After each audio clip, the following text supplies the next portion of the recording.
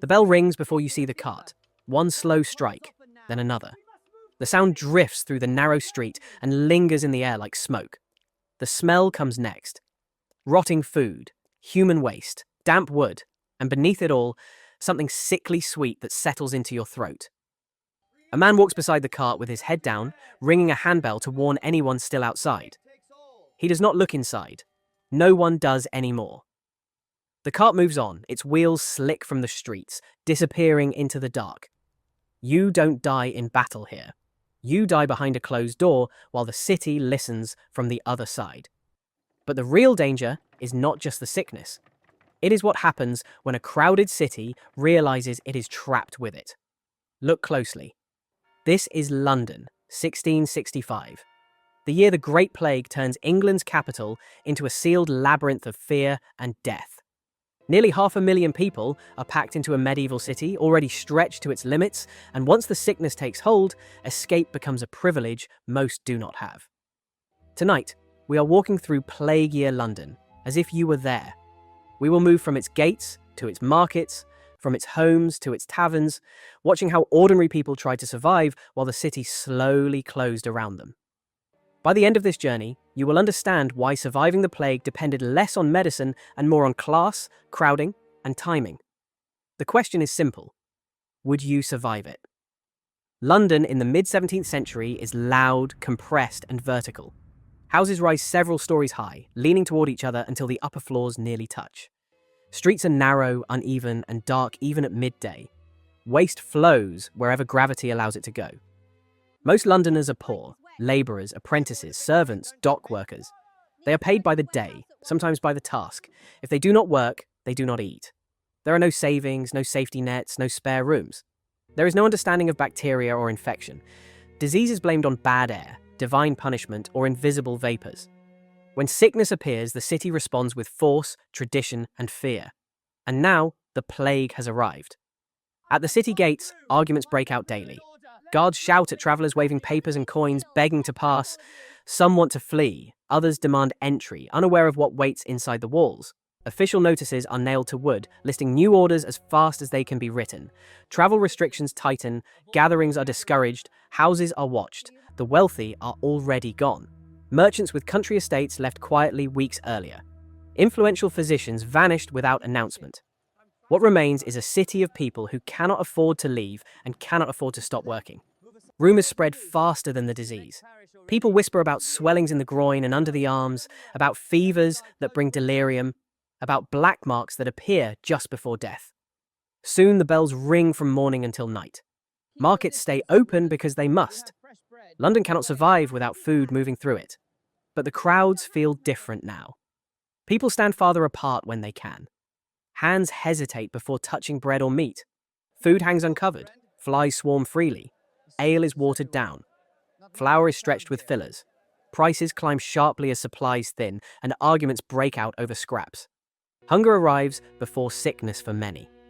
Malnourished bodies weaken quickly, and resistance collapses. Entire streets begin losing people in clusters rather than individually. The plague does not move evenly through London. It follows poverty. Would you survive on what you could afford here? London has no true sewer system. Chamber pots are emptied into gutters. Rain spreads waste through every street. The Thames flows slowly past the city, thick with refuse, while still being used for washing, drinking, and cooking. Rats thrive in this environment. Fleas thrive on them. When rats die, their parasites search for new hosts, moving unseen through bedding, clothing, and walls. People believe the air itself is poisoned. They burn herbs. They carry flowers. Some smoke constantly, believing it cleanses the lungs. None of it works. The filth is not accidental. It is structural. The poorest neighbourhoods are the dirtiest, and they pay first. Most families live in a single room. Parents, children, and lodgers share the same air and the same bedding. Windows are small. Ventilation is poor. Privacy does not exist. When someone shows symptoms, officials arrive with boards and paint. A red cross is marked on the door. The words, "Lord have mercy upon us," are written beneath it. Guards are posted outside. No one leaves. No one enters.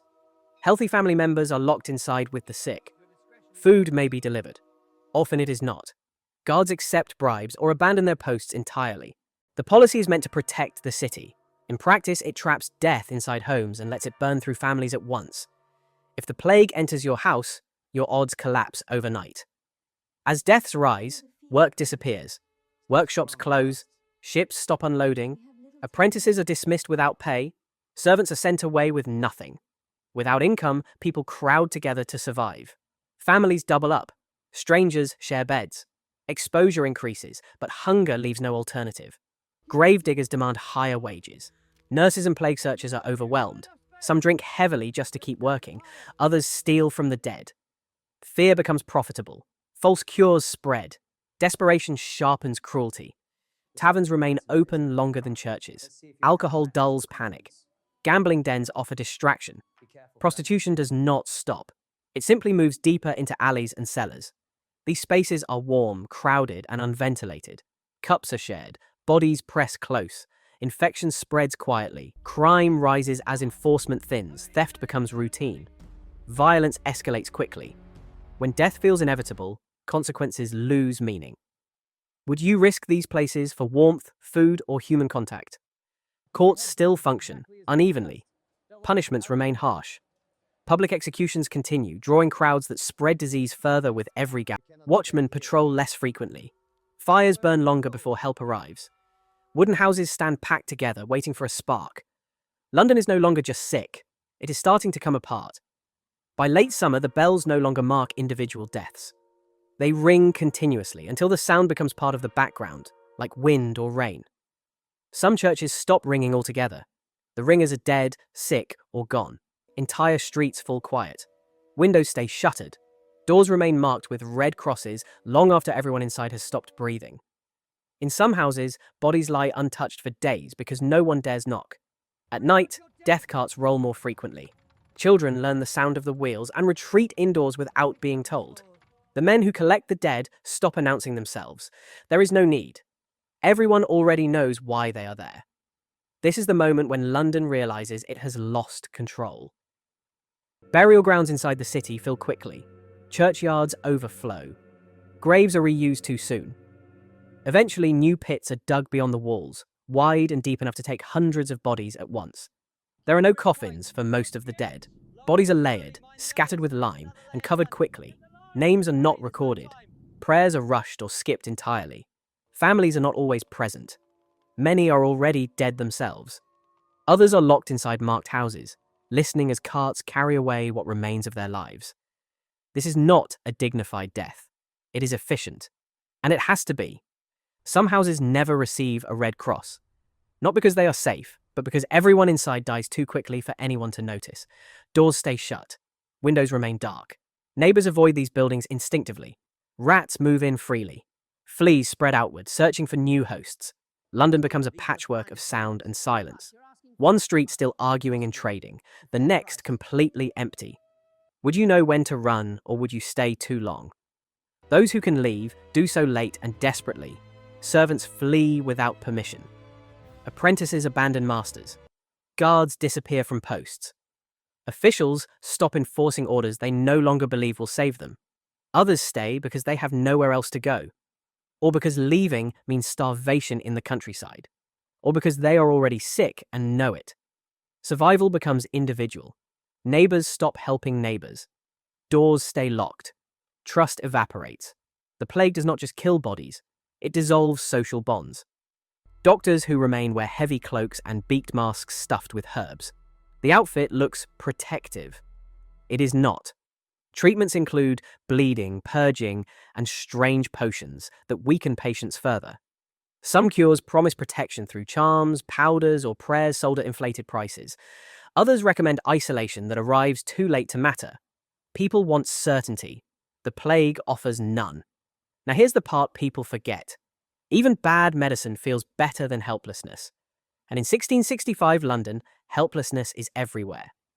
As autumn deepens, something changes. The nights grow colder. Fleas become less active. The rate of new infections begins to slow. Deaths do not stop immediately. They taper quietly, unevenly. People notice the bells ringing less often. Markets cautiously reopen. Survivors step outside and see how many faces are missing. The plague does not end with celebration. It ends with exhaustion. Step back, and the pattern is clear. London is not destroyed by the plague alone. It is destroyed by how the city is built and who it is built for.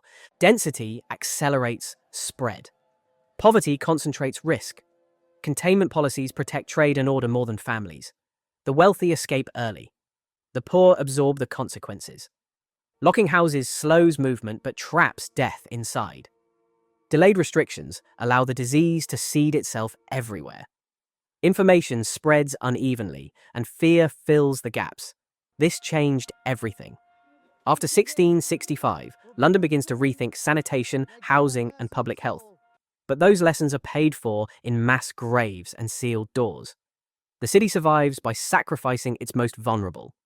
By winter, London feels hollowed out. Shops reopen beside abandoned homes. Children play in streets where entire families once lived. New tenants move into rooms without asking who died there. Some survivors prosper. Labor shortages drive wages up. Opportunities open for those still standing. Others carry scars that never fade. Memories of locked doors, of carts in the night, of bells that would not stop ringing. The city moves forward because it has no choice. Look closely, and parts of this feel familiar. Crowded cities, unequal risk, early exits for those with resources. Delayed action justified as necessity. London in 1665 teaches a brutal lesson. Survival is not only about avoiding disease, it is about where you live, how much you earn, and when the system decides you are expendable. Beautiful in its endurance, brutal in its cost. Would you survive Plague Year London? Comment below with the next city and year you want to walk through, and whether you think you'd make it out alive.